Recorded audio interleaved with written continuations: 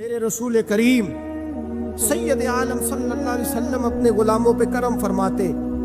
شاہ ولی اللہ محدث دہلوی ہندوستان میں جتنے مکاتب فکر ہیں سب کے متفقہ پیشوا ہے شاہ ولی اللہ. جو بھی کسی مکتبہ فکر سے تعلق رکھتا ہے شاہ ولی اللہ صاحب سے اس کا سلسلہ حدیث ملتا ہے. شاہ ولی اللہ صاحب کہتے ہیں میرے ابا جی شاہ عبد الرحیم محدث دہلوی بیمار ہو گئے. ساری زندگی نبی پاک کا دین پڑھایا, ساری زندگی حضور کے فرمان سے لوگوں کو آگاہ کیا, قرآن و سنت کا درس دیا, فالج ہو گیا. لوگ باتیں کرنے لگے.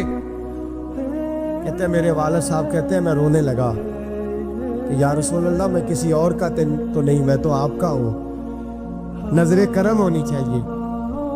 فرماتے ہیں میرے والد گرامی کہ اچانک میرے گھر میں روشنی پھیلنے لگی, خوشبو آنے لگی, اور میرے استاد گرامی شاہ عبد العزیز محدث دہلوی خواب میں آئے. کہنے لگے عبد الرحیم یہ چارپائی سیدھی کر, جس طرف تیری چارپائی کے پیر ہے یہ دروازہ اس طرف کھلتا ہے, جلدی سے سائیڈ بدل.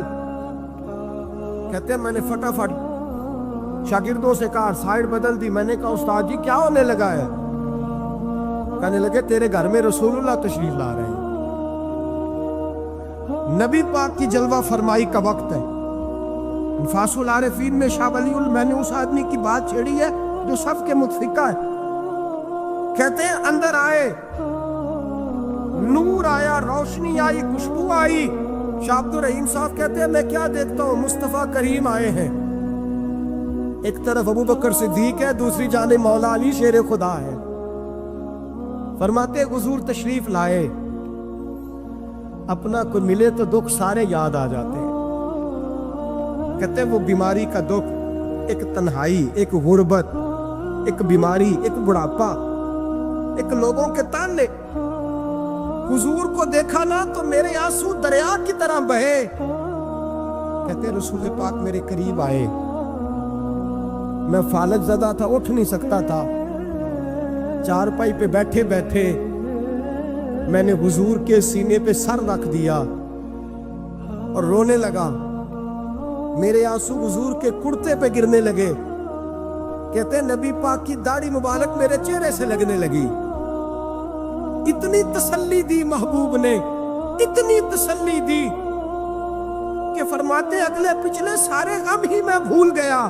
مجھے لگا کہ دنیا کا خوش قسمت خوش نصیب شخص میں ہوں اور مجھے فرشتے جن اور انسان سلامی دینے آ رہے. شاہ عبد الرحیم صاحب کہتے جہاں جہاں درد تھی نبی پاک نے دستے شفا پھیرنا شروع کیا. کہتے ہاتھ حضور کا لگتا گیا, شفائے اللہ عطا فرماتا گیا. فرماتے شفائیں دوڑ گئی, خوشبویں پھیل گئی, طاقتیں آ گئی.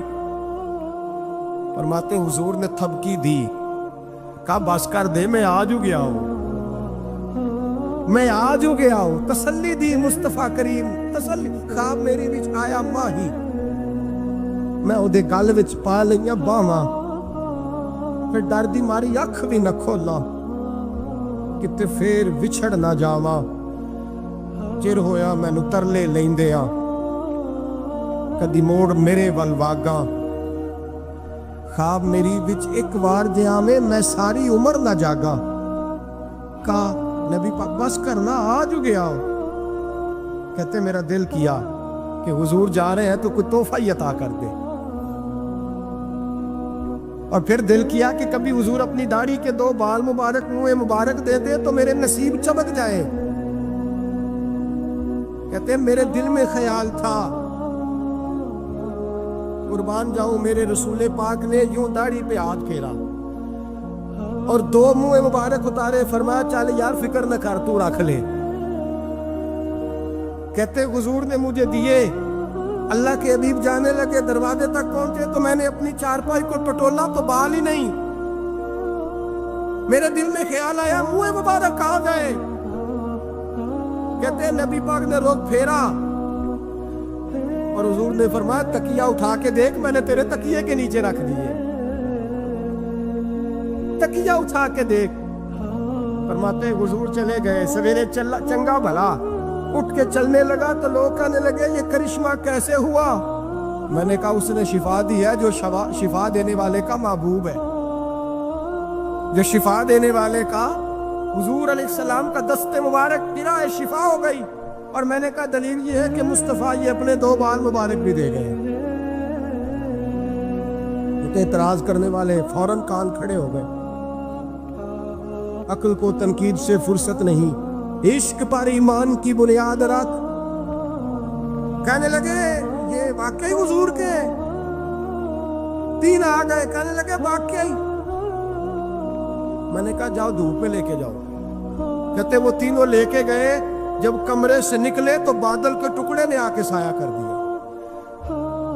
بادل کا ٹکڑا سایہ کرتا ہے، ایک مان گیا، 2 کہنے لگے جی اچانک ہو گیا۔ میں نے کہا دوبارہ جاؤ، 1 بار نہیں، 2 بار نہیں، 100 بار جاؤ۔ میں رسول اللہ کا نوکر ہوں، میں نوکری کر کے کھاتا ہوں، جھوٹ بول کے نہیں کھاتا۔ میں حضور کے نام پہ جھوٹ بولوں گا؟ اور جس کو نوکری کرنے سے وہ راج کے دے، اسے جھوٹ بولنے کی کیا ضرورت ہے؟ فرمایا وہ دوسری بار گئے، سایہ پھر ہوا، آ کے میرے قدموں سے لگ گئے، کہنے لگے آپ بالکل ہی سچ کہہ رہے ہیں۔ ایک اور جماعت آ گئی، کہنے لگے ہمیں بھی زیارت کرائیں۔ میں نے تالے میں رکھے ہوئے تھے، تالا کھولتا ہوں تو کھلتا ہی نہیں، کھولتا ہوں تو کھلتا ہی نہیں۔ کہنے لگے شاہ جی خیر تو ہے، کیوں نہیں کھلتا؟ تو میں نے نظر ڈالی، میں نے کہا تم میں کوئی ایسا تو نہیں جس پہ غسل فرض ہو؟ غسل فرض ہو؟ ایک بندہ گردن جھکا کہنے لگا حضرت غلطی ہو گئی، میں فٹافٹ آ گیا، نہا نہیں سکا۔ میں چل نکل مجمع سے۔ جو رب اپنے محبوب کے وجود پر مکھی نہیں بیٹھنے دیتا، جس نے محبوب کا سایہ نہیں بنایا کہ کسی کا پیر نہ آ جائے، وہ محبوب کے منہ مبارک کے قریب ناپاک آدمی کو آنے دے گا؟ نکل۔ کہتے مجمع سے نکلا، میں نے چابی لگائی تو تالا فوراً ہی کھل گیا۔ واللہ وہ سن لیں گے، فریاد کو پہنچیں گے ہم۔ اتنا تو ہو کوئی فریاد کرے دل سے۔ ایک درویش سے کسی نے مدینے میں پوچھا تھا، اس نے کہا تھا یار لوگ اکتا بھی جاتے ہیں، بار بار مدینے، بار بار مدینے، بار بار مدینے۔ جملہ درویش کا ہے، اگر آپ کی سمجھ میں آ گیا تو بڑی اچھی بات ہے، نہ بھی آیا تو جملہ تو قیمتی ہے۔ کہا جناب بار بار مدینہ شریف بندہ اکتا بھی تو جاتا ہے، تو اتنی بار؟ تو کہنے لگے اکتاتا وہ ہے جس سے گھر والے صحیح سلوک نہیں کرتے۔ جو کسی کے گھر جائے اور اسے پیار ملے، احترام ملے، کھانا اچھا ملے، شفقت ملے، محبت ملے، وہ تو کہتا میں نے پھر جانا ہے، میں نے پھر جانا ہے، میں نے پھر جانا ہے۔ اور کئی دفعہ اپنے بچوں سے لڑ کے کہتا تمہارے پاس نہیں رہنا، اس کے پاس جانا ہے۔ جو میری قدر بڑی کرتا ہے، کہنے لگے کیا کرے، تجلیوں کا لگا ہے میلہ، جدھر نگاہیں اٹھا کے دیکھا۔ یہ اس دروازے سے خیرات ہی نہیں ملتی، پیار بھی بڑا ملتا ہے۔ تو میرے بھائی حضور کا دیدار ہوتا ہے تو سورج میں روشنی ہے، نبی پاک کے جلوے چمکتے ہیں تو چاند میں ٹھنڈک ہے، حضور کے جلوے مہکتے ہیں تو سورج میں خوشبو ہے، پھولوں میں خوشبو ہے، چمیلی میں حسن ہے۔ یہ سارا حسن میرے مصطفیٰ کریم سید عالم صلی اللہ تعالی علیہ وآلہ وسلم کے دیدار کی برکت ہے۔ ہاں ظلم نہیں ہونا چاہیے، زیادتی، لوٹ سیل نہیں لگانی چاہیے کہ ہر میری طرح کا گناہگار پاپی اٹھ کے کہے مجھے بھی دیدار ہوا، مجھے بھی دیدار ہوا، مجھے بھی۔ یہ زیادتی ہے، یہ ظلم ہے۔ ہاں کسی کو دیدار ہوا ہے تو خوش نصیب ہے، اپنے اعمال کو سنوارے، دیدار والے کام کرنے شروع کر دے، اپنے اندر تبدیلی لے آئے۔ دیدار ہوا تو پھر انقلاب بھی ہونا چاہیے، پھر اس کے اندر تبدیلی آ جانی چاہیے، پھر اسے اپنے اوپر محنت کرنی چاہیے، لیکن اس کا انکار نہیں کرنا چاہیے۔ دیدار ہو اور حضور کا قربت ہو تو ملتا کیا ہے؟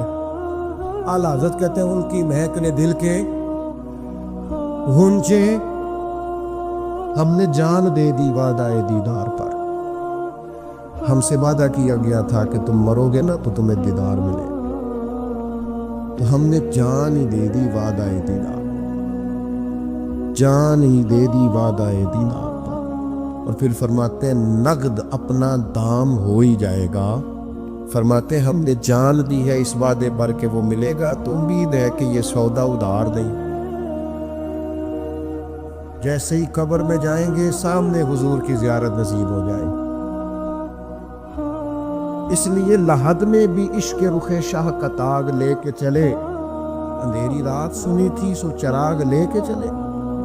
یہ حدیث آپ نے بھولنی نہیں، یہ تنہائیوں میں یاد رکھنے کی روایت ہے، یہ تنہائیوں میں پڑھنے کی روایت ہے۔ یہ اپنے ذوق کو تازہ، جو لوگ کہتے ہیں نا وجد سرور کیف میں جانا چاہتا ہوں، وہ مشکاہ شریف کی اس حدیث کو دیکھے۔ اللہ کے حبیب علیہ السلام نے فرمایا لوگوں میں تمہیں بتاؤں قیامت کے دن اللہ تعالیٰ بندوں سے پہلا سوال کیا فرمائیں گے اور بندے اس کا جواب کیا دیں گے؟ یا رسول اللہ کرم فرمائیے، بتائیے۔ تو کریم فرمانے لگے اللہ تعالیٰ قیامت کے دن بندوں سے سب سے پہلا سوال، اگرچہ بعض اور احادیث میں اور سوالات بھی آئے ہیں قیامت میں جو سب سے پہلے ہوں گے، لیکن اس حدیث میں یہ والا سوال حضور نے بیان فرمایا۔ حضور فرمانے لگے اللہ قیامت کے دن اپنے بندوں سے سب سے پہلا سوال یہ فرمائے گا، کیا تم میری ملاقات کو پسند کرتے تھے؟ اوئے ہوئے ہوئے، کیا تمہارا ملنے کو جی چاہتا تھا؟ کبھی اے حقیقت منتظر نظر آنا لباس مجاز۔ اقبال کہتے ہیں تیرے کرم اتنے ہیں دل کرتا ہے تجھے دیکھیں، کبھی کبھی اے حقیقت منتظر نظر آنا لباس مجاز میں، لاکھوں سجدے تڑپ رہے ہیں میری جبین نیاز میں، تمہارا دل کرتا تھا مجھ سے ملنے کو؟ حضور فرماتے بندے عرض کریں گے مالک بڑا دل کرتا تھا۔ تو پھر اللہ فرمائے گا یہ گفتگو کی معنویت تو دیکھو یار، اس کا حسن تو دیکھو۔ اللہ پھر پوچھیں گے کیوں دل کرتا تھا تمہارا؟ دل کرتا تھا تو کیوں کرتا تھا؟ عرض کریں گے مالک اس لیے کہ ہمیں امید تھی کہ تو معاف بھی کر دے گا، رحمت بھی فرمائے گا، اس معافی کی امید پر دل کرتا تھا تو ملے۔ حضور فرماتے ہیں پھر رب فرمائے گا مجھ پر واجب ہے، میں نے اپنے کرم سے واجب کر لیا ہے کہ آج تمہیں جنت عطا کروں گا۔ یہ جو ملاقات ہے نا، ملاقات کہ وہ ملیں گے، ان سے ملاقات ہوگی۔ عمر بیت گئی نا نام جپتے، عمر بیت گئی نا تذکرہ کرتے، ہم سے بھی لوگ پوچھتے ہیں کیا کمائی کی، کیا زندگی میں حاصل کیا؟ تو ہم کہتے ہیں شرق سے غرب تک، ملک کے ایک کونے سے لے کر دوسرے کونے تک مدینے والے کی بات کی، حضور کا ذکر کیا، نبی پاک کے، اور میں اپنی حیاتی تو قربان تھی وہاں ساری محمد محمد پکیندے گزر گئی ساری۔ یہ اعزاز ہے، یہ کرم ہے۔ اب کیا ہوتا ہے گناہگار لوگ اتنا بڑا دعویٰ تو نہیں کر سکتے، لیکن دل تو چاہتا ہے نا کہ چلو جس کا نام لیا ہے اس کی کبھی زیارت کی، کبھی ملاقات بھی ہو، کبھی نظر کرم بھی ہو۔ کسی نے اپنے محبوب سے کہا تھا کہ ذرا ایک نظر مجھ پہ بھی کیجئے، تو قریب بیٹھے ایک شخص نے کہا یار تو نے بڑا دعویٰ کیا ہے، جو محبوب ہوتے ہیں ان کو تکلیف نہیں دی جاتی، تو کہتا ہے پورا چہرہ ہی تیری طرف پھیرے۔ تو پھر اس نے اس درویش سے پوچھا کہ میں بھلا پھر کیا کروں، میرا دل تو میرا بھی کرتا ہے نا، چلو یہ تو آپ کی بات ٹھیک ہے کہ اب میں محبوب سے کہوں کہ اتنی تکلیف کرے کہ میری طرف پورا رخ پھیرے تو ٹھیک نہیں، تو پھر بتائیں میں کیا کروں؟ تو اس نے کہا ان راہوں میں کھڑا ہو جا جن راہوں کی طرف وہ کریم دیکھتا ہے۔ چلو اسی با کردار کو دیکھتے دیکھتے بیچ میں تیرے اوپر بھی نظر، مجھ پہ محشر میں نصیر ان کی نظر پڑ ہی گئی، مجھ پہ محشر میں نصیر ان کی نظر۔ اوئے ہوئے، اللہ کرے آپ کو بھی وہ لطف آئے جو مجھے آ رہا۔ کہتے مجھ پہ محشر میں نصیر ان کی نظر، یہ انتہائی عاجزی ہے کہنے والے کی۔ اس نے بالکل اپنے آپ کو ختم کر کے کہا کہ میں قابل تو نہیں تھا، اور میں پھر تکلیف دیتا کہ میری طرف یہ کہ اسپیشل میرے لیے وقت نکالے، پر کرم یہ ہوا کہ مجھ پہ محشر میں نصیر ان کی نظر پڑ ہی گئی، کہنے والے اسے کہتے ہیں خدا کا کرنا، کہنے والے اسے کہتے ہیں خدا کا کرنا۔ اللہ نے کیا کہ نظر مجھ پر پڑ ہی گئی، اور جب پھر پڑ گئی تو تیری ایک نظر کا کمال ہے اور میری زندگی کا سوال ہے، پر جب پڑ گئی تو سو پھر پڑ گئی۔ موت سے وہ بندہ کبھی نہیں ڈرتا جسے ملاقات کا شوق ہو، ملنا چاہے داتا علی اجمیری سے اور موت سے ڈرے، ملنا چاہے حضرت غوث پاک جیلانی سے اور پھر موت سے ڈرے، زندگی گزری ہو علی علی کرتے پھر موت سے ڈرے، عمر بھر سیدنا عثمان غنی کی سخاوت کی بات کی ہو اور پھر جنت میں جا کے ان سے ملنے کا شوق پیدا نہ کرے، ساری زندگی سیدنا فاروق کا عدل بیان کیا ہو، ساری زندگی ان کے انصاف کا تذکرہ کیا ہو، پوری امت کو بتایا ہو کہ اگر جینا چاہتے ہو تو عمر کے رستوں پر چلو، اور پھر یہ موت سے ڈرے اور مر کے جناب فاروق اعظم کی زیارت کو پسند نہ کرے، جسے صدیق کی وفائیں یاد ہو، جنہیں جناب ابو بکر صدیق کا عشق یاد ہو، وہ پھر ان کی زیارت نہ کرنا چاہے اور ساری عمر حضور کی نعت پڑھی ہو۔ مانا نہیں آتا تھا پھر بھی کہا بلغ العلا بکمالہ، کشفت الدجی بجمالہ، حسنت جمیع خصالہ، صلو علیہ بالہ سے نہیں ترجمہ آتا تھا، پر جب بھی کو پڑھتا تھا یہ بھی جھومتا تھا، مولا صلی وسلم دائما۔ میں آپ کو بتاتا ہوں، توتلا آدمی، توتلا اور دیوانہ مجذوب بیچارہ، سمجھ نہیں، توتلا بولنا بھی ٹھیک نہیں آتا۔ مجھے نماز کا سلام پھرا دو، وہ جلدی آ گئے، اور ایک مجذوب آدمی اتنے سادے تھے تو سلام لی تو کہنے لگے میں گل کرنی سی، تو میں نے ان سے کہا کہ تھوڑی دیر کے بعد ملتے ہیں، 7 آدمی ہیں، اللہ مجھے معاف کرے، میں کوئی نقل تو نہیں ان کی اتار سکتا، اس زبان کو ہم توتلی نہیں کہتے، ہم اس زبان کو بلالی زبان کہتے ہیں۔ یہ بڑی خوبصورت زبان ہوتی ہے، یہ جو توتلے لب و لہجے ہوتے ہیں نا، وہ جب بچہ پوری طور پہ اماں نہیں کہہ سکتا، توتلا ہوتا ہے، تو کوئی مزہ آتا ہے اماں کو اماں کہلانے میں۔ جب وہ پوری طور پر باپ کو بابا نہیں کہہ سکتا اور توتلا ہوتا ہے تو کوئی مزہ آتا ہے کہنے میں۔ وہ جب دادی نانی دادا کہتا ہے تو دادے کا دل کرتا ہے یہ 100 بار کہے، کیونکہ اسے کہنا نہیں نہ آتا، لیکن اس توتلاہٹ میں جو اس کو لطف آتا ہے۔ مجھے بڑے لوگ آ کے شعر سناتے ہیں، میں نے بڑے خوشگنوں نعت خوانوں سے زندگی میں سنا ہے، وہ صاحب میرے پاس آئے اور میں نے کہا بعد میں ملیں گے، تو 7 آدمی ہے، مجذوب ہے، پورا شعور نہیں رکھتا، مجھے کہنے لگا مصطفیٰ جان رحمت کے بعد، مصطفیٰ جان رحمت پہ لاکھوں سلام کے بعد، یعنی مانا یہ تھا کہ سلام کے بعد۔ اب بڑے بڑے سریلے بندوں سے بھی بندہ سنتا ہے، میرا دل کرے، اور میں نے جان بوجھ کے ان سے کہا دوبارہ کیا آجے ذرا، کیونکہ توتلے تھے، تو میں نے کہا تو کہنے لگے مصطفیٰ جان رحمت پہ لاکھوں سلام کے بعد۔ او میرے عزیز یاد رکھو، ساری زندگی حضور کی نعتیں پڑھی، نبی پاک کے تذکرے سنے، اب موت سے ڈر جائیں؟ حالانکہ موت تو ایک پل ہے، پل سے گزریں گے تو سامنے اللہ کا دیدار بھی ہوگا، مدینے والے کی زیارت بھی نصیب ہو، تو زیارت ہوگی، اور ہر نظر کانپ اٹھے گی محشر کے دن خوف سے، ہر کلیجہ دہل جائے گا، اوڑھ کر کالا جبہ وہ آ جائیں گے، اور سارے محشر کا نقشہ بدل جائے گا۔ یہ موت کا خوف نکالنے والی چیزیں ہیں، ڈر۔ اچھا مجھے ایک بات بتائیں، یہ میں امید کی بات کرنے لگا ہوں، چلیں اب یہ بات تو مشکل ہے پر کرنی پڑے گی، مجبوری ہے۔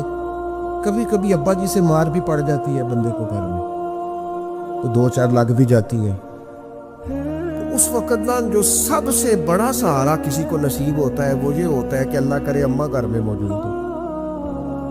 اور میں نے دیہاتوں میں کئی مائیں ایسی دیکھی ہیں جو بیٹے کے حصوں کی مار کھاتی ہیں، ابا نے ڈنڈا لے لیا بیٹے کی غلطی پہ، اب اماں بیچاری سامنے ہو گئی ہے، 2-4 اس نے بھی کھا لی۔ یہ بات آپ سمجھے، موت کا خوف نکالنے کے مفہوم میں بات کرو، اماں موجود ہونا گھر میں، تو ابا سختی بھی کرنے لگے تو کسی وقت احساس ہوتا ہے کہ جناب یہ سختی نہیں ہوگی کیونکہ میری اماں، اور اماں پوری وکیل بن جاتی ہے، کبھی تو نہیں پتا تو ہو گئی غلطی، وہ فلانے دے منڈے نے خراب کیتا ہے، حالانکہ ہو سکتا ہے اس نے اس کو بھی خراب کیا ہو، لیکن وہ اماں وکیل ہے، وہ وکالت کر رہی ہے اور وہ بے لوث کر رہی ہے. ہوتا ہے ایسے. اس بات کو سمجھ لیں اچھے طور پر. موت کا خوف نہیں، ڈر نہیں. اس لیے کہ گھر میں ماں موجود ہو تو باپ کا ڈر نہیں ہوتا. تو قبر حشر میں تو رسول کریم موجود ہے، وہاں تو نبی کریم موجود ہے، وہاں تو اللہ کریم اپنی رحمت فرمائے گا بندوں پر. اس لیے خوف نہیں، پینک نہیں. اپنی غلطیوں کا احساس ضرور کریں، اپنے اعمال پر توجہ ضرور دیں، لیکن موت کے خوف تلے دبتے نہ جائیں. انشاءاللہ صبح قیامت کرم ہو. میرے نبی پاک علیہ الصلوۃ والسلام نے تو فرمایا ہے بس ہم نے ایمان کامل لے کے جانا ہے دنیا میں. حضور نے فرمایا ہے جس طرح 14ویں رات کا چاند چمکتا ہے اس طرح میرے غلاموں کے چہرے چمکیں گے قیامت میں. اللہ کے رسول صلی اللہ علیہ وسلم فرماتے ہیں جسم کے جن جن حصوں پر وضو کا پانی لگتا رہا وہ قیامت میں چمکیں گے. دور سے لوگ ان کا نور دیکھیں گے، پتہ چلے گا وہ محمد عربی کے غلام آ رہے ہیں. یہ کرم ہوگا صبح قیامت، یہ عطائیں ہوں. اس لیے مومن موت سے ڈرتا. سیدنا بلال حبشی رضی اللہ تعالیٰ عنہ، آخری وقت ہے، لذا کا عالم تاریخ. اور یہ گفتگو دیکھے غلاموں کی، آپ کی اہلیہ رو پڑی، کہنے لگی ہائے ہائے افسوس. حضرت بلال فرمانے لگے کیا ہوا؟ کہنے لگی افسوس ہے کہ آپ دنیا سے جا رہے ہیں. تو حضرت بلال نے مضمون ہی بدل دیا، سوچ کا زاویہ ہی بدل دیا. فرمانے لگے یہ افسوس کا مقام نہیں، یہ تو خوشی کا مقام ہے. اس لیے کہ میری آج آنکھیں بند ہوگی، قبر میں کھلیں گی، مدینے والے محبوب سے بھی ملوں گا، حضور کے غلاموں سے بھی ملوں گا صلی اللہ تعالی علیہ وسلم. تو موت تو مقام مسرت ہے، اور اگر یہ مل جائے زندگی میں ایک بدو ایمان لے آئے. ابن ماجہ میں موجود ہے. حضرت ابو ہریرہ رضی اللہ تعالیٰ عنہ حدیث کے راوی ہیں، فرماتے ہیں ایک بدو ایمان لائے اور انہوں نے حضور علیہ السلام کے ساتھ ہجرت بھی کی. ابن ماجہ میں موجود ہے. تو نبی پاک علیہ السلام نے نا انہیں ایک صحابی کے ساتھ کر دیا. اب ان کے کام کاج میں مصروف ہو گئے ان کے ساتھ. تو حضور علیہ السلام نے نا ایک جگہ سے مال غنیمت آیا. تو طریقہ مبارکہ یہ تھا کہ مال غنیمت میں سب کو حصہ دیا جاتا تھا. اگرچہ وہ جہاد پہ نہیں گئے لیکن حضور نے انہیں بھی حصہ دیا. تو وہ صحابی تو رو پڑے. عرض کرنے لگی حضور میں اس کے لیے تو ایمان نہیں لایا تھا. حضور نے فرمایا پھر بتائیے، گرچہ حضور جانتے ہیں کس لیے لائے تھے. عرض کی حضور میں تو اس لیے ایمان لایا تھا کہ میں رب کی راہ میں لڑوں گا اور میں اپنی جان پیش کروں. میں شہادت کے لیے ایمان لایا تھا، مجھے یہ مال دولت نہیں چاہیے. تھوڑی ہی دیر گزری کہ ایک اور مارکے کا اعلان ہو گیا، جنگ کا اعلان ہو گیا. حضور نے فرمایا چلو. وہ گئے اور چند ہی لمحے گزرے کہ وہ میدان میں اترے اور پھر شہید ہو گئے. صحابہ کرام ان کی مقدس لاش مبارک کو اٹھا کے محبوب کے قدموں میں لائے. تو نبی کریم نے کیا خوبصورت بات ارشاد فرمائی. حضور فرمانے لگے دیکھو اس نے اللہ کی تصدیق کی ہے تو رب نے بھی اس کی تصدیق فرما دی. اور پھر یہ دو جملے محبوب کہتے کہتے اٹھے اور پھر حضور نے اپنا جبہ مبارک اور اتار کے فرمایا اس بندے کو نہ اس جبے میں کفن دے دو، اس میں اسے کفن دو، اس لیے کہ تو شہادت کے لیے ایمان لا. موت کی آنکھوں میں آنکھیں ڈال کے جیا، اپنی زندگی کمزور نہ گزار. مسلمانوں پہ کافر کا روب طاری ہو گیا ہے. ایک تو ہوتا ہے نا کہ کوئی مدد کرنا، کوئی آگے بڑھنا، فلسطین کا نام تک نہیں لے رہے حکمران زبان سے، ذکر تک نہیں کر رہے، چینل ذکر نہیں کر رہے. اتنا روب، اتنا کفر کا خوف، صرف اس لیے کہ ہمیں موت کا ڈر ہے. مر جائیں گے تو بستر پہ نہیں مریں گے، بیماریوں سے نہیں مر جاتے لوگ. خدا کے بندو اپنی زندگی میں اتنا خوف اگر موت کا پیدا کر لو گے. حضرت سعید ابن جبیر رضی اللہ تعالیٰ عنہ بہت بڑے فقیہ تھے. حجاج بن یوسف نے بلایا اور کہنے لگا میں تمہیں موت دینے لگا ہوں، مار دوں گا تمہیں. بڑا ظالم آدمی تھا، بڑے لوگ اس نے قتل کیے تھے. حضرت سعید رضی اللہ تعالیٰ عنہ مسکرا پڑے اور غصے میں آیا. کہنے لگا کیوں ہنستے ہو؟ فرمانے لگے تو بڑا بیوقوف ہے، تجھے کس نے کہا زندگی اور موت تیرے ہاتھ میں؟ یہ تو تب آئے گی جب میرا رب چاہے گا. کہنے لگا لے جاؤ ان کو اور جا کے قتل کر دو. تو وہ جب جلانے لے جا رہے تھے تو آپ اور کھل کے مسکرائے، ہنسے۔ یہ آپ کی طاقت ہے کہ موت کو دیکھ کے مسکراہٹ ہو، لبوں پہ تبسم، رقصہ ہو، مسکرائے۔ جب آپ مسکرا رہے تھے تو اس کو اور غصہ آیا، واپس بلایا، کہنے لگا مسکراتے ہی ہو؟ فرمانے لگے تیری جرت پہ مسکرا رہا ہوں، اور اس بات پہ مسکرا رہا ہوں کہ رب کتنا بے نیاز ہے، تیرے جیسے لوگوں کو بھی مہلت دے رکھی ہے، کتنا بے نیاز ہے، تیرے جیسے لوگوں کو مہلت۔ اور غصے، کہنے لگا میرے سامنے قتل کرو۔ حضرت سعید ابن جبیر رضی اللہ تعالیٰ عنہ نے منہ کعبے کی طرف کر کے پڑھنا شروع کیا، انی وجہت وجہی للذی فطر السماوات والارض حنیفا وما انا من المشرکین۔ آپ یہ پڑھ رہے تھے تو کہنے لگا اس کا منہ کعبے سے پھیر دو۔ کعبے سے منہ پھیرا تو آپ فرمانے لگے تو بڑا ہی بے وقوف ہے، میرا رب کو صرف کعبے کی طرف مقید ہے، وَلِلَّهِ الْمَشْرِقُ وَالْمَغْرِبُ فَأَيْنَمَا تُوَلُّوا فَثَمَّ وَجْهُ اللَّهِ۔ چہرہ پھیر دیا جب اس نے تو آپ فرمانے لگے مشرق بھی اللہ کا، مغرب بھی اللہ کا، اور اللہ فرماتا ہے تم جدھر بھی منہ کرو ادھر ہی اللہ کی رحمت ہے۔ یہ پڑھا تو اب اس نے لٹایا، اور جب وہ آپ کو قتل کر رہا تھا تو حضرت سعید ابن جبیر کی ایک زوردار آواز گونجی، فرمایا یاد رکھنا مجھے اسی طرح قتل کرنا جس طرح تم خود قیامت میں قتل ہونا پسند کرتے ہو۔ میرا آخرت پر یقین کامل ہے، محشر میں عدالت لگے گی، میں تمہیں قتل کروں گا میں۔ حضرت سعید ابن جبیر کی وہ جرت تھی کہ دربار سارا لرز گیا حجاج کا۔ حضرت سعید ابن جبیر رضی اللہ تعالیٰ عنہ کہنے لگے اللہ اسے میرے بعد کسی پر مسلط نہ کرو، میرا قتل آخری ہو، میرے بعد نہ ہو۔ ڈر گئے لوگ، سہم گئے، وہ جو جلاد آپ کو قتل کر رہا تھا اس کے بھی ہاتھ کانپ رہے تھے۔ اتنی جرات، موت کا ایک منٹ کے لیے خوف نہیں۔ حضرت سعید ابن جبیر رضی اللہ تعالیٰ عنہ شہید ہو گئے تو اتنا خون نکلا، اتنا خون نکلا، اتنا خون نکلا، خود پانی نہیں ہو رہا۔ ایک طبیب بیٹھا تھا، ہانپتے کانپتے ڈرے ہوئے، سہمے ہوئے۔ حجاج کہنے لگا اس سے اتنا خون؟ تو کہنے لگا بادشاہ میں نے سالوں مریض دیکھے ہیں، اس کو پتہ چل جائے نا مرنے والا ہو وہ تو اتنا خوف پہ آتا ہے، پہلے ہی اس کا سارا خون جم جاتا ہے اور سکڑ جاتا ہے اور اس کا خون جل جاتا ہے۔ یہ جو بندہ تم نے شہید کیا ہے نا اس میں ایک رتی برابر بھی موت کا خوف نہیں، موت کے خوف سے بے نیاز تھا، اتنا خون نکلا۔ حضرت سعید ابن جبیر شہید ہوئے اسی دن حجاج کے پیٹ میں درد شروع ہوا، صرف 15 دن۔ حجاج بعد میں زندہ رہا 15 دن، اور ساری رات تڑپتا تھا، کہتا تھا مجھے خواب میں آ کے پیروں سے گھسیٹتے۔ حضرت سعید ابن جبیر چلاتا تڑپتا 15 دنوں کے اندر۔ طبیبوں نے کہا تیرا جو مرض ہے یہ کوئی آسمانی عذاب ہے۔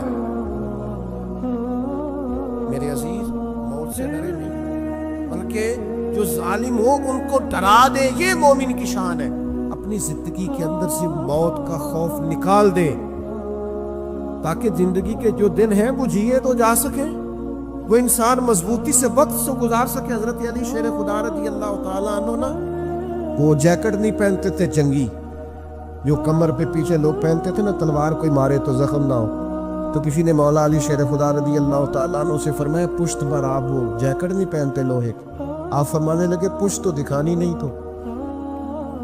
تو کہنے لگے موت سے ڈر نہیں آتا؟ فرمایا بالکل بھی نہیں، اور فرمایا مجھے بالکل ڈر نہیں آتا کہ میں موت پر آ گروں یا موت میرے اوپر جا گر۔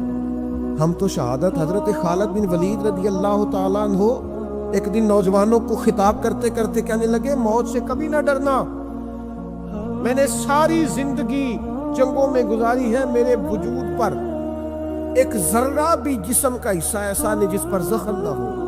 اور یہ کہتے کہتے رو پڑے، فرمانے لگے یہ بات کرتے کرتے رو پڑے، فرمانے لگے دیکھ لو زندگی ساری میدانوں میں گزاری ہے لیکن شہادت اللہ تعالیٰ نے میرے لیے وہاں نہیں لکھی تھی، یہاں اللہ تعالیٰ نے اپنی رحمت کے لیے موت میرے لیے لکھی تھی، تو یہ تو اللہ کا کرم ہے۔ قریب ایک بزرگ صحابی اور بیٹھے تھے، فرمانے لگے آپ کی نیت شہادت کی تو انشاءاللہ آپ قیامت میں شہیدوں میں کھڑے کیے جائیں گے۔